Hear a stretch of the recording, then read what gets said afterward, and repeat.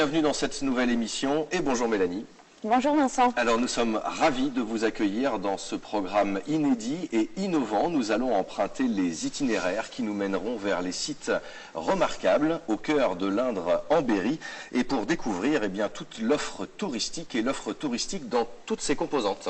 En effet Vincent, donc nous allons découvrir les richesses culinaires mais également nos bonnes adresses pour vivre des expériences inoubliables et puis aussi à travers nos sentiers buissonniers pour s'instruire et se cultiver. Et puis une thématique, comme chaque mois. Ce mois-ci, nous nous intéresserons aux hébergements insolites dans l'Indre avec nos invités que nous vous présenterons dans quelques minutes. Mais sans plus tarder, voici la première étape de notre itinéraire B. Aujourd'hui, direction le bistrot des grands chefs. Et nous allons faire la connaissance d'Élise Comon qui est traiteur à Brion. Elle, avec ce joli nom d'Élise qui donne évidemment envie et elle va nous préparer des côtelettes au pané, des côtelettes de porc au pané et au poire.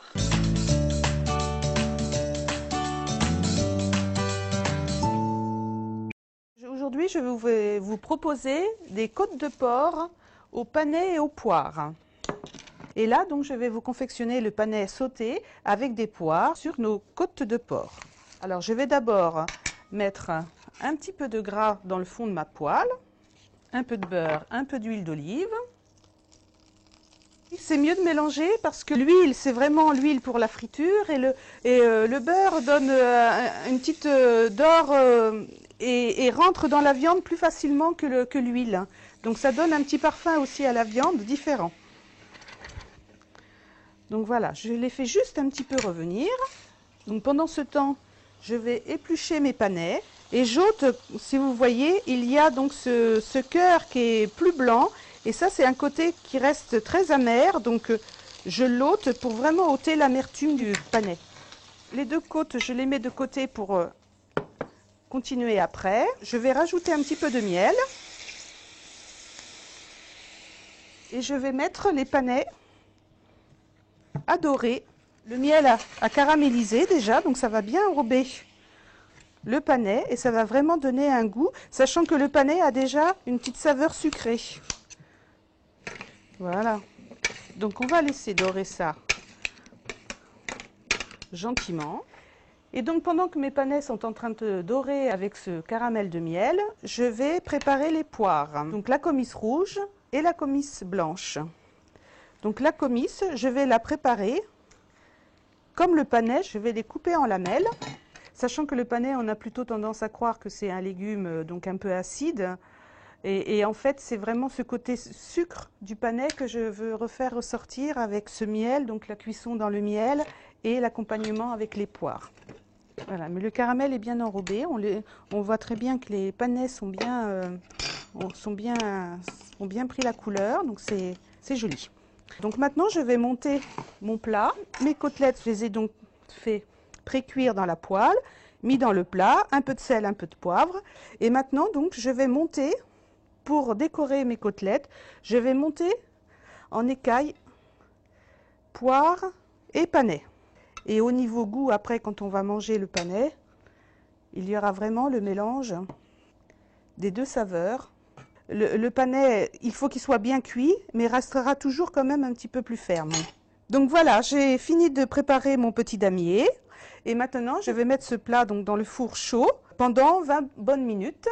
Donc le four, je le mets à thermostat 7 ou 180 suivant les différents fours. Donc voilà, notre plat a bien donné son effet. Donc comme vous pouvez voir, les couleurs, le panais, on voit bien la différence entre le panais et les poires. Et maintenant, on peut déguster.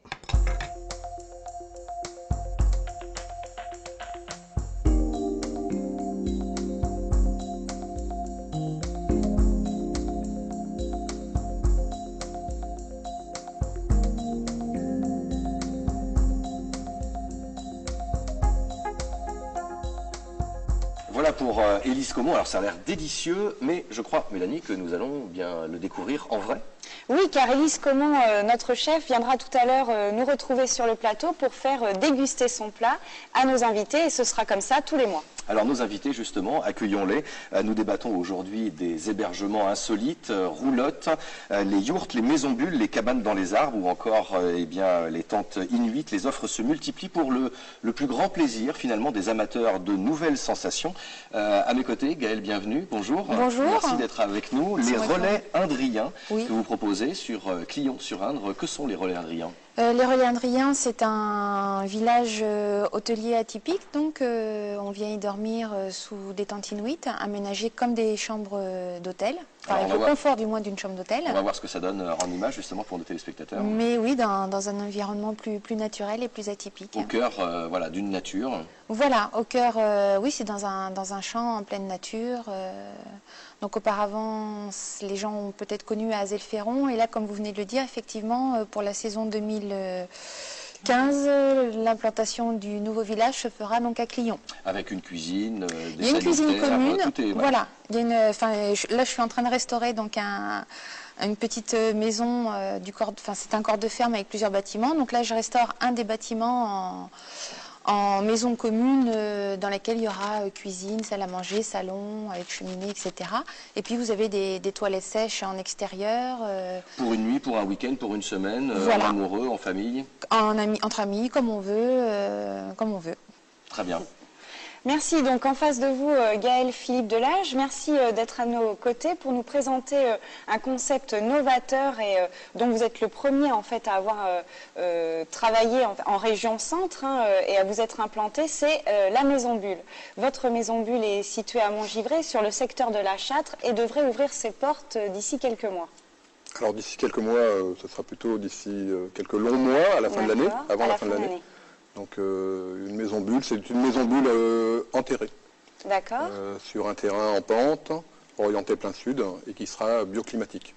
D'accord. Et alors, une capacité d'accueil d'environ combien de personnes? Alors au départ, il y aura une capacité d'accueil de 3 couples, on va dire, et par la suite, une quinzaine de personnes. Vous nous avez amené une maquette, on voit bien justement par le dessus qu'elle sera complètement intégrée à la nature. Hein. Le toit vert, c'est de la végétation. Tout à fait. Hein. La maison est complètement intégrée dans le paysage. Hein. D'en haut, puisque le terrain est en pente comme ceci, le sud est par là. C'est pour ça que les fenêtres sont orientées vers le sud. Les passants qui passeront, ou les visiteurs qui passeront dans la rue ne verront pas la maison puisqu'elle est complètement invisible. Il n'y a que les puits de lumière qui distingue qu'il y a une maison ici. Alors vous nous expliquerez tout à l'heure que c'est aussi un concept architectural que vous faites partager finalement, y compris à des étudiants en architecture. Voilà, c'est ce qu'on a vu sur ces images. Vous avez accueilli des stages et vous en accueillerez d'autres. En tout cas, cette technique de construction est bien particulière. Et puis avec nous également Cécile Massouvre, bonjour. Bonjour. Merci d'avoir accepté de venir nous parler de Logis Nature, Logis L''AUGIS, c'est important aussi pour l'écriture. Oui. Et une offre, je dirais, complète. Il y a à la fois des roulottes, à la fois des cabanes dans les arbres, et ça se situe du côté de Ville-en-Troyes. Oui, c'est à Ville-en-Troyes, donc à la limite nord de l'Indre. Nous sommes entre Valençay et Saint-Aignan, c'est-à-dire limitrophe du Loir-et-Cher. Donc dans une futaie de chêne, nous avons implanté 2 cabanes, une yourte et une roulotte. Pourquoi Logis Nature? C'est parce que l'endroit s'appelle les Augis, A-U-G-I-S. Donc on savait parfaitement écrire le mot logis, mais c'était un petit jeu de mots d'appeler cette structure Logis Nature. Alors nous débattrons avec vous dans quelques minutes de cette nouvelle tendance de consommation, puisque c'est une réalité économique de vos projets de développement également, c'est important, et puis des problématiques auxquelles vous pourrez être confrontés aujourd'hui. En attendant, Mélanie, prenons un nouvel itinéraire, celui de nos bonnes adresses. En effet, Vincent, donc c'est une chronique du type on a testé pour vous, et aujourd'hui nous vous proposons de tester avec nous une activité très tendance, un atelier culinaire. Donc direction le centre-ville de Châteauroux dans la boutique C'est qui le chef, et à l'occasion d'un atelier culinaire spécial macaron, nous avons joué les chefs avec Laurent Fortat.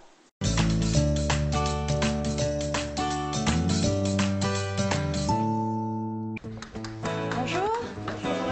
Bonjour tout le monde. Bienvenue. Merci. Merci de nous recevoir. Merci à vous. Alors on va commencer tout de suite. Là je vois, c'est qui le chef? Je vous vois tous les deux là, c'est qui le chef? C'est nos clients. Alors voilà, c'est qui le chef? C'est une question, c'est donc avant tout un concept. Voilà, c'est une boutique à la base d'ustensiles de cuisine où nous donnons des cours de cuisine. On est dans une terre où on aime bien manger, où on aime les bonnes choses. Et voilà, du coup, ça s'inscrivait vraiment dans une logique naturelle de la région. Comment ça se passe? C'est un plat, un menu, un repas complet? En fait, on a 3 formules différentes. On a une formule sur un thème précis, ce que vous allez faire aujourd'hui, les macarons. Il y a l'apéritif dînatoire, d'autres thèmes de ce type-là.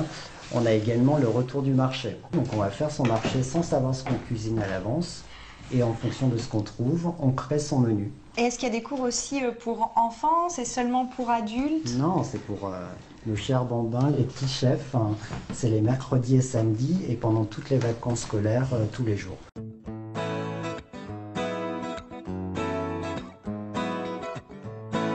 Il y a quelque chose qu'on remarque tout de suite quand on est profane comme moi des cuisines, c'est qu'on est dans une cuisine comme à la maison. Voilà, c'est ce qu'on a recherché, c'est que les gens ils s'identifient comme s'ils étaient chez eux.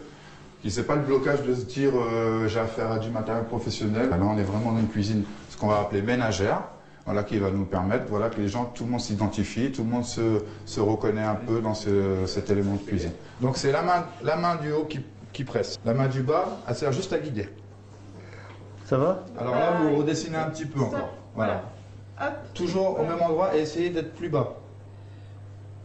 Voilà, là on est pas mal.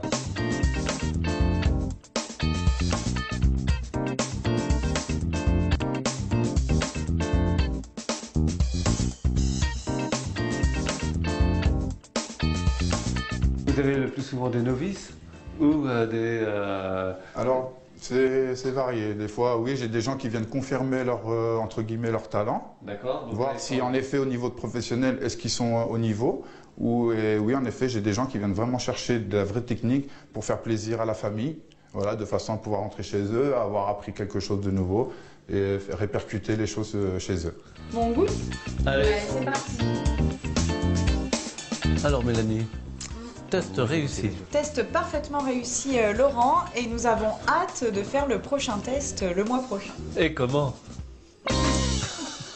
Retour sur notre plateau d'itinéraire B avec nos invités pour évoquer les hébergements insolites. Mélanie, en maison bulle, en tente, en cabane dans les arbres, en roulotte, ces offres ont conquis les amateurs de nouvelles sensations et d'expériences insolites, mais aussi de tourisme nature, ce qu'on appelle le tourisme vert. C'est une réalité à la fois touristique et économique. Oui, cela représente une nouvelle tendance de consommation touristique. L'hébergement insolite répond depuis quelques années déjà à une recherche de la part des touristes de contact avec la nature dans un contexte qui doit être confortable, original et écologique. Ces nouvelles formes d'équipements qui sont complètement intégrées à l'environnement, hein, on l'a vu tout à l'heure avec Gaël, hein, ces tentes inuites qui sont complètement intégrées à la nature, ou Loginature, Madame Massoubre et ses cabanes dans les arbres. Cela permet en fait à nos clientèles touristiques de changer de rythme à deux, donc en couple, en famille ou entre amis, en groupe. On sait qu'aujourd'hui, les touristes sont en quête de sens et qu'ils ont besoin de rompre avec le stress de la vie quotidienne auquel ils sont confrontés. Il est également important de dire, Vincent, que ce type d'hébergement permet de conforter, pour nous professionnels du tourisme, hein, le développement et l'attractivité de notre destination. Alors justement, on va évoquer cette attractivité du territoire. Cécile Massoubre, qu'est-ce qui vous a lancé dans cette aventure? C'est justement autour de vous, on vous a dit, tiens, on a un cadre sympa ici, on pourrait imaginer un habitat différent, une solution d'hébergement différente. Alors l'idée nous est venue parce que j'ai offert un coffret cadeau à mon fils, qui a eu beaucoup de mal à l'utiliser. Il a dû aller très loin en Bretagne et il est revenu tellement enchanté il était vraiment enthousiasmé par son court séjour. Que ça nous a donné l'idée de développer ce concept. On avait une futaie en chêne à côté de chez nous et qui était exploitée pour du bois de chauffage, hein, tout simplement. Ce qui explique qu'on a voulu quand même conserver ce cadre très naturel. C'est pas un parc paysager, ça reste une forêt avec des tas de bois qui sont destinés à finir dans la cheminée. Et finalement, ça nous a permis, et notre idée c'était aussi de rencontrer beaucoup de gens différents, d'avoir une activité économique et relationnelle qui nous convenait parfaitement, parce que je travaille aussi dans le domaine du tourisme, donc c'était une continuité quelque part. Et la mise en route du projet a été un petit peu longue et compliquée, parce que dès l'instant où on sort des sentiers battus, c'est assez complexe de mener à bien un projet. Mais on a fini par y arriver. Et dans un premier temps, on a exploité la première année avec seulement 2 cabanes et une yourte, parce que pour des délais de fabrication, la roulotte n'est pas arrivée suffisamment tôt. On a eu la roulotte que lors de la 2e année d'exploitation. Et pour chaque type d'exploitation et pour chaque type, il y a des normes, des règles à respecter. Oui, des normes, des contraintes, mais après, il faut se faire aider par des professionnels, déjà dans la façon dont on se procure ces habitats insolites. Vous le trouvez facilement en Non, France, c'est pas simple, voilà. c'est pas simple, mais bon, en cherchant, on finit par trouver. Alors vous, Philippe, vous vous êtes donc lancé dans l'aventure en 2010. Et est-ce que vous, justement, Cécile nous parlait de difficultés, est-ce que vous avez rencontré ou vous rencontrez encore certaines difficultés, qu'elles soient d'ordre administratif, de respect de normes ou encore des difficultés qui peuvent être liées aussi à des financements pour votre projet? Alors pour l'instant non, je ne rencontre pas de grosses difficultés. C'est au départ de l'autofinancement. La difficulté qu'on a eue, c'est quand même vis-à-vis des banques, parce qu'on construit quelque chose qui est complètement hors norme, donc ça fait peur. Donc pour l'instant, c'est de l'autofinancement.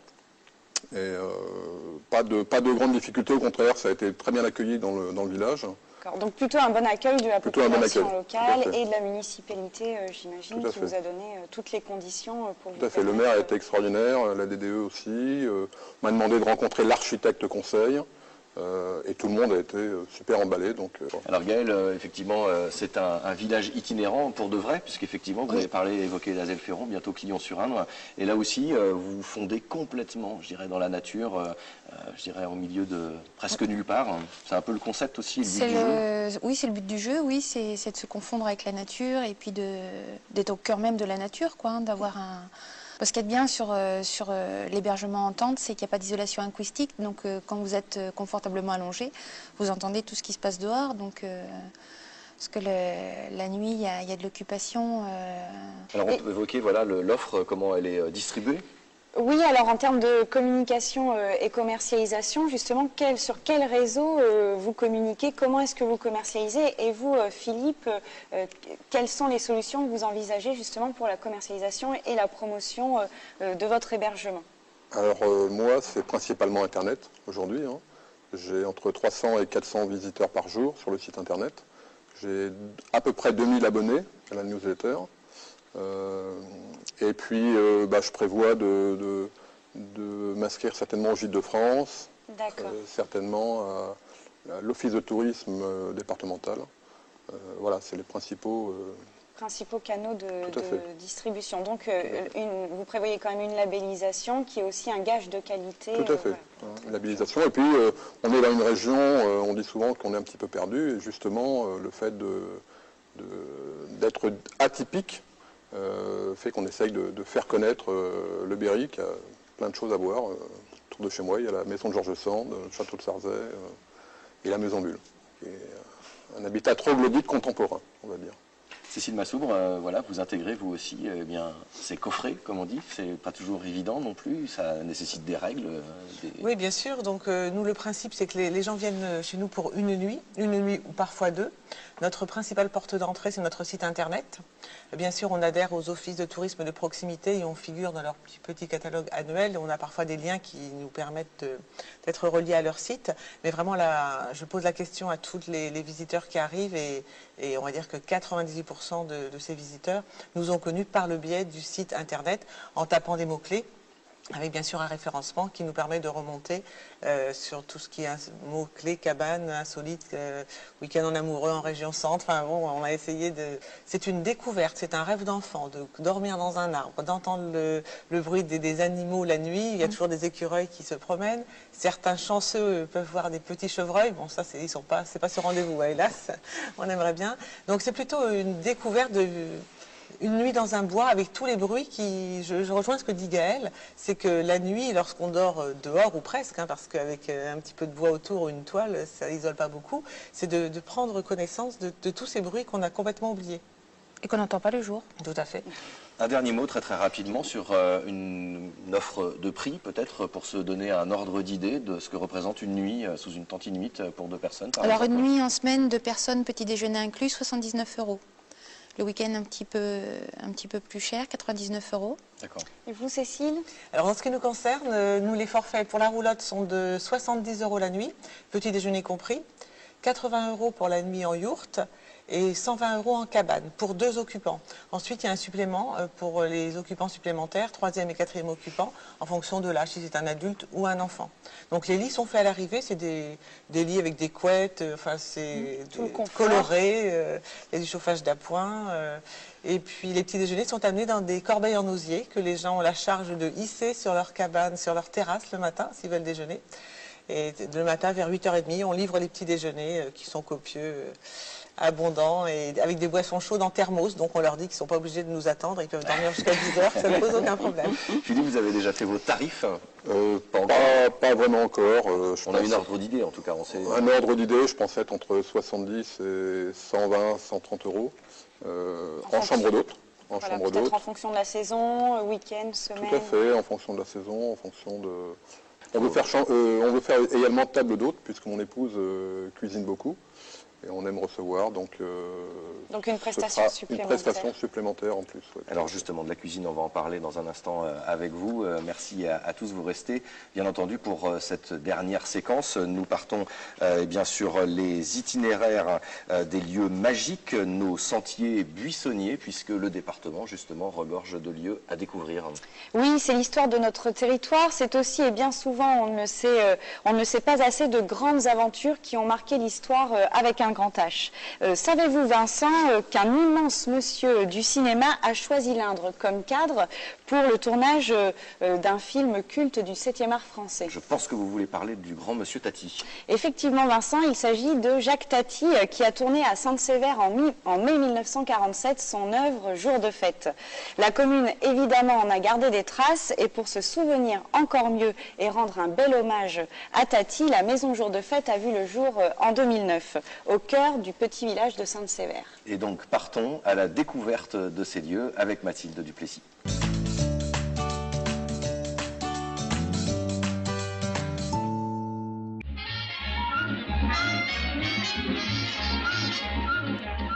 La maison de jour de fête a été créée en 2009. On y propose un parcours spectacle autour du tournage du film de Jacques Tati, Jour de fête, qui s'était déroulé ici à Sainte-Sévère en 1947.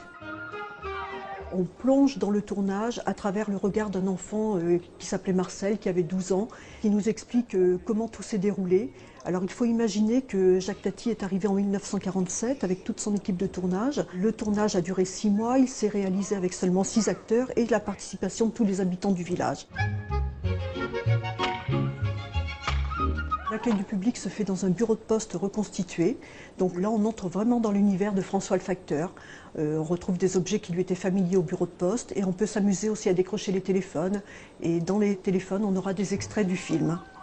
Eh ben, sacré va Dieu, qu'est-ce que t'as foutu sur tes chaises, toi? Bah quoi, t'as jamais vu de vernis? Attends, arrive. Ensuite, on passe dans une seconde salle qui est en fait une tente de spectacle itinérant. Et là, on assiste à la projection des actus de 1947. Donc on découvre l'histoire du tournage du film. Après la tente de spectacle, on change de salle. Donc on traverse les studios d'Épinay-sur-Seine pour se rendre dans le célèbre Café Bondu. Vous poussez la porte et vous avancez dans le studio. Merci bien. On retrouve un personnage, Pierre Del. Ce monsieur a été à la fois acteur, décorateur et accessoiriste sur des films de Jacques Tati et il livre quelques-uns de ses secrets d'effets spéciaux de l'époque. La lumière est toujours égale, tandis qu'en décor naturel, si on le faisait, on verrait le matin que c'est éclairé par la fenêtre de là, et puis l'après-midi, évidemment le soleil a changé et la lumière s'éclaire de l'autre côté. Vous voyez.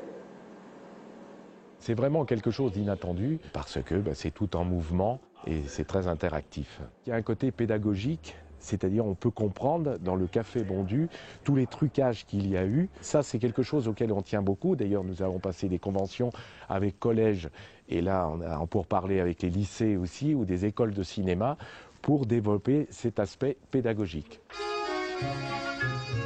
Pour faire évoluer ce site, eh bien, nous sommes en train d'acquérir la maison qui est juste derrière moi et on est en train de préparer le projet pour l'avenir pour pouvoir donner encore une autre dimension et pouvoir accueillir un public aussi plus large. Nous avons en parallèle tous les ans le festival du court-métrage. Et là, on va arriver à la 9e année et c'est quelque chose qui est très important aussi pour la notoriété de la maison au jour de fête.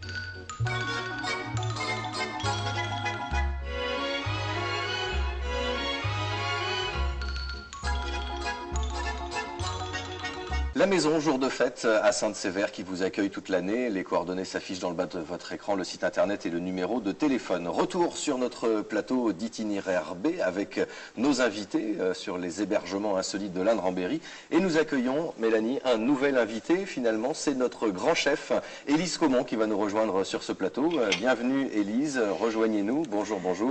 Élise, donc les délices d'Élise à Brion, notre cuisinière qui nous a préparé des côtelettes de porc au pané et aux poires.